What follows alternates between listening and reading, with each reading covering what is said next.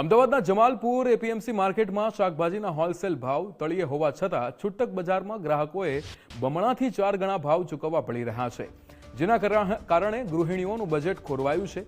હોલસેલમાં પણ અહીંયા માત્ર 8 રૂપિયામાં મળતી કોબીજ રિટેલમાં ₹30 થી 40માં અને ₹10ના બટેટા ₹25 થી 35માં વેચાઈ રહ્યા છે, જ્યારે ગવાર અને ભીંડા જેવા શાકભાજીના ભાવમાં પણ કિલો દીઠ 40 થી 60 સુધીનો તોતિંગ તફાવત જોવા મળી રહ્યો છે। વેપારીઓ આ ભાવ વધારા પાછળ ટ્રાન્સપોર્ટેશન ખર્ચ અને માર્કેટમાં ઓછી આવકને જવાબદાર ગણાવી રહ્યા છે, પરંતુ વાસ્તવિકતા એ છે કે હોલસેલ અને રિટેલ વચ્ચેના આ મોટા અંતરને કારણે સામાન્ય જનતાના ખિસ્સા પર સીધો આર્થિક બોજ પડી રહ્યો છે।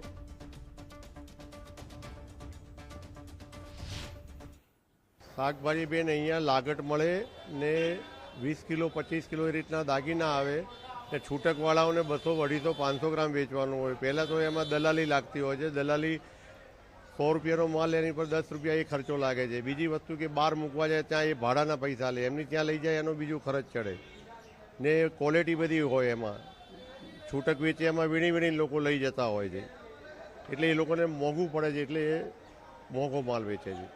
હોલસેલમાં નક્કી ના હોય, 15 કિલોનો દાગીનો હોય, 25 કિલોનો હોય, 40 કિલોનો હોય, જે રીતની ખેડૂતો ક્વોન્ટિટી લાવે એ પ્રમાણે હોય બેન।